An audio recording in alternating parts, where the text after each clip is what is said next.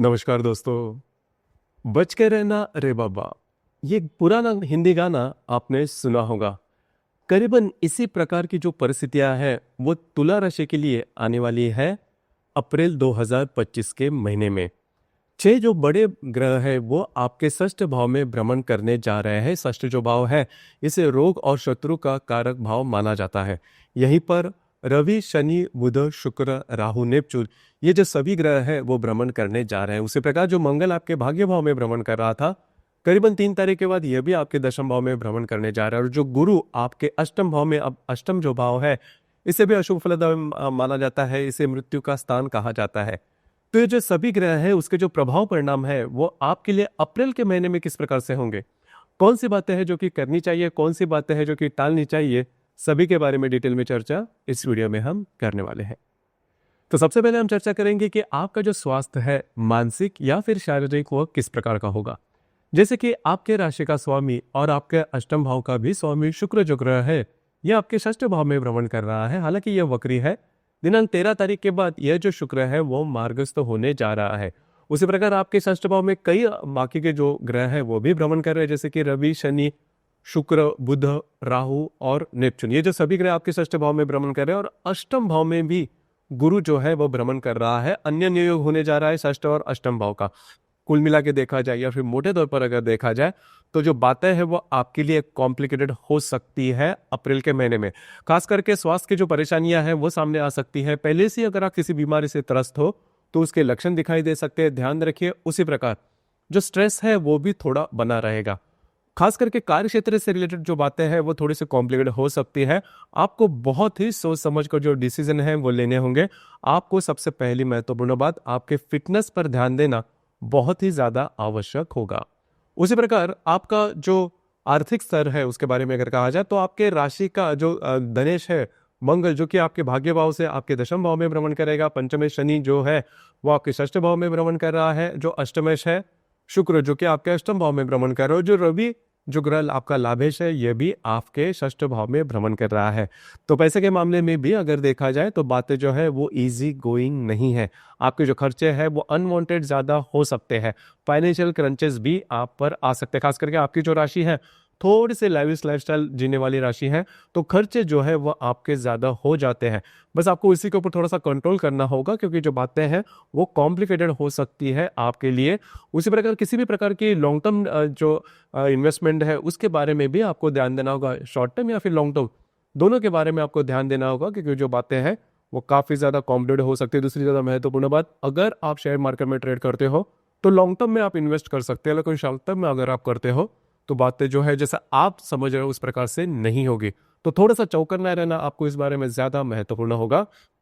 घर का जो मामला है मतलब घर के जो लोग हैं उनके साथ भी आपकी जो इंटरेक्शन है वो ठीक नहीं रहेगी। छोटी मोटी बातों को लेकर जो तकरार है वो कायम रहेगी। इन पर भी थोड़ा सा आपको ध्यान देना होगा। अगर आप किसी के रिलेशनशिप में है वहां पर भी तू मैं वाली जो बातें हैं वो ज्यादा देखी जाएगी। ये भी हो सकता है कि आपकी जो रिलेशनशिप है वो थोड़ी सी एक्सट्रीम पर आ सकती है। जो गर्भवती महिला है उन्होंने भी खुद पर ध्यान देना आवश्यक है। स्वास्थ्य के बारे में किसी भी प्रकार की समस्या छोटी हो या बड़ी अगर आपके सामने आती है तो उस पर तुरंत डॉक्टरी इलाज करना बहुत ही ज्यादा आवश्यक होगा।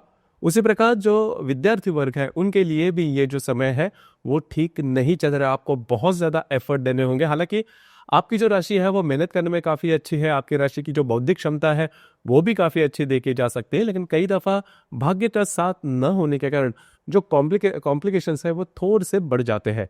तो बस आपको यही करना है कि आपके जो एफर्ट है वो थोड़े ज्यादा देने हैं। अब यहाँ पर एक बात जो है वो थोड़ी अच्छी रहेगी, खास करके वैवाहिक जीवन के मामले में। पिछले करीबन 3-4 महीने में आपने देखा होगा कि वैवाहिक जीवन जो है वो ठीक नहीं चल रहा था। आप में और आपके जो वैवाहिक जोड़ीदार है उनमें जो बातें जो प्रॉब्लम थी वो काफी ज्यादा बढ़ रही थी। उनके स्वास्थ्य के बारे में परेशानियां भी आपने देखी होगी। लेकिन इस महीने के करीबन 4-5 तारीख के बाद के जो समय है उसमें ये जो बातें हैं वो काफी मायनों में नॉर्मल होती हुई नजर आएगी, जो कि आपके लिए काफी अच्छी बात होगी।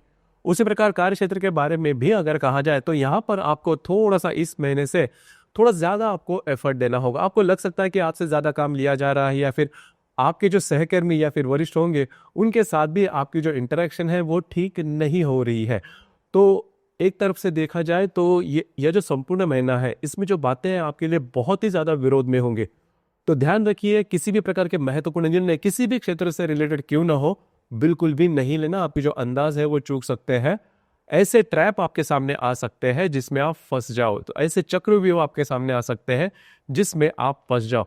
तो ऐसी बातें बिल्कुल भी नहीं करना। किसी भी प्रकार के महत्वपूर्ण निर्णय से दूर रहना ज्यादा आवश्यक होगा। जहां पर आप काम करते हो, नौकरी करते हो या फिर व्यवसाय करते हो, वहां पर के जो सहकर्मी होंगे उनसे ऑफिस पॉलिटिक्स वन जैसी बातें हैं वो भी सामने आ सकती है।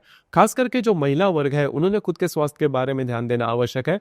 गायनेक कॉम्प्लिकेशंस मतलब महिलाओं से संबंधित जो भी बीमारियां होती है, परेशानियां जो होती है वो ज्यादा कॉम्प्लिकेटेड हो सकती है। तो ये जो संपूर्ण महीना है इसमें एक ही बात कहना चाहूंगा कि मौनम सर्वार्थ साधनम, ये जो सुभाषित है उस पर थोड़ा सा फोकस कीजिए, क्योंकि अगर आप रिएक्ट करते हो तो वो जो रिएक्शन होगी वो निगेटिव में जाएगी। आपको इसके जो रिजल्ट्स है वो निगेटिव मिलते हुए नजर आएंगे। हालांकि आपकी जो राशि है वो कॉन्फिडेंट में चलने वाली राशि है, बौद्धिक तत्व की राशि है, थोड़ी सी प्रैक्टिकल भी है, लेकिन ये जो संपूर्ण महीना है इसमें जो बातें हैं वो आपके विरोध में जा सकती है। तो थोड़ा सा ट्रांसपेरेंसी रखिए, आउट ऑफ द वे जाके काम न कीजिए या फिर किसी भी प्रकार के बड़े रिस्क नहीं लेना। बातें जो है वो आगे जाकर भी आपके लिए इसी प्रकार की जो बातें हैं कॉम्प्लिकेशंस है वो आ सकते हैं। तो ये जो संपूर्ण महीना है इसमें कहते हैं ना कि हम छाछ भी फूक फूक कर आपको पीना है। ग्रह योगन के बारे में अगर कहा जाए तो करीबन 2 तारीख को शुक्र और राहु की युति आपके षष्ठ भाव में होने जा रही है। तो यहाँ पर फंसाए जाने या फिर चीटिंग जैसी बातें आपके साथ हो सकती है। उसी प्रकार स्वास्थ्य के बारे में भी ऐसी कोई परेशानियां आ सकती है जो कि ऊपर ही ऊपर आपको काफी कॉमन लगेगी, लेकिन आगे जाके जो बीमारियां हैं वो ज्यादा हो सकती है। तो हेल्थ इश्यूज जो है वो अननोइंगली सामने आ जाएंगे, जिसका रीजनिंग है वो जल्दी नहीं हो पाएगा। उसी प्रकार दिनांक 4 तारीख को बुध और राहु की युति भी आपके षष्ठ भाव में होने जा रही है। तो कार्य क्षेत्र से रिलेटेड, डॉक्यूमेंट से रिलेटेड किसी भी प्रकार के महत्वपूर्ण काम बिल्कुल भी नहीं करना। आपकी जो अंदाज है वो चूक सकते हैं। इसी प्रकार मंगल और शनि का जो त्रिकोण योग है वो आपके दशम और आपके षष्ठ भाव में होने जा रहा है। अब ये जो त्रिकोण योग है आपके लिए शुभ फलदायी साबित होगा। खास करके कार्य क्षेत्र से रिलेटेड थोड़ा ज्यादा घूमना फिरना आपका हो सकता है। उसी प्रकार कुछ नए अपॉर्चुनिटी वगैरह भी आ सकते हैं। आप खुद के दम पर कुछ बात कर सकते हो, कुछ काम कर सकते हो और वो पूरे होते हुए भी नजर गए, लेकिन बड़े ऐसे कोई डिसीजन नहीं लेना जिसकी वजह से आपके जीवन की दिशा ही बदल जाए।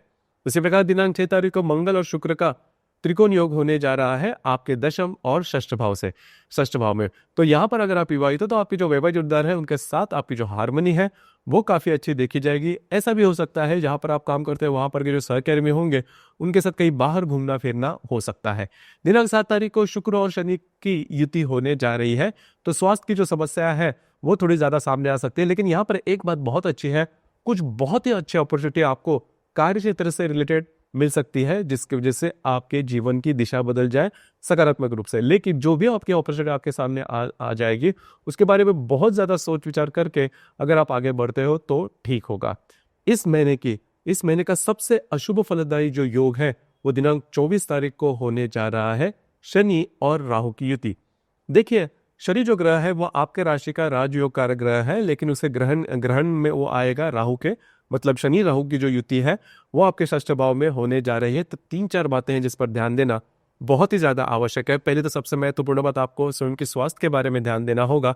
स्वास्थ्य की ऐसी कोई समस्या सामने आ सकती है जिसका रीजनिंग होना कठिन हो जाएगा।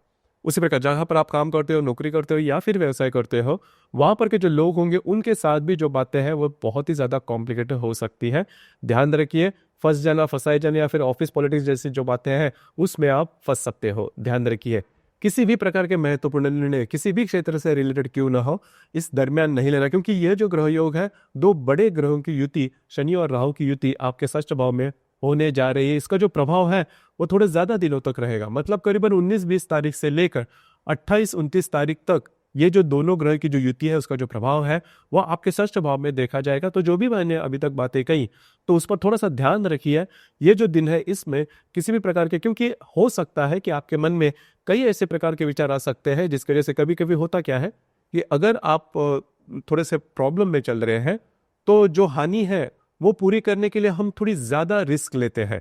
तो ऐसी बातें बिल्कुल भी नहीं करना। जो चक्रव्यूह मैंने बात कही, जो शब्द मैंने यूज किया, उसी पर ध्यान दीजिए, क्योंकि पहले तो आपको बहुत सहज लगेगा लेकिन धीरे धीरे आप इसमें इतना फंसोगे कि आगे जाके जो बातें हैं वो आपके आपके लिए बहुत ही ज़्यादा प्रॉब्लमेटिक हो सकती है। तो इन चीज़ों पर थोड़ा सा ध्यान देना आवश्यक है, ये बातें जान लेना बहुत ही ज़्यादा आवश्यक है। उसी प्रकार इस महीने की जो पूर्णिमा है वो 12 तारीख को है, हनुमान जयंती है उस दिन। उसी प्रकार जो अमावस है वो आपके सप्तम भाव में होने जा रहे दिनांक 27 तारीख को। तो पूर्णिमा और अमावस के दिन किसी भी प्रकार के महत्वपूर्ण निर्णय, किसी भी प्रकार के विवादों में नहीं जाना या फिर डॉक्यूमेंट्री से रिलेटेड कमिटमेंट प्रोमिस से दूर रहना आवश्यक है। अब ये जो बात है खास करके आप पूरे महीने में ध्यान रखिए, क्योंकि ये जो पूरा महीना है आपके विरोध में जा सकता है। तो जो मैंने बातें कही, किसी भी प्रकार के जो निर्णय है वो अलग से नहीं लेना, आउट ऑफ द वे जाके नहीं लेना। तो दोस्तों ये था अप्रैल महीने के लिए तुला राशि का संपूर्ण राशिफल। धन्यवाद।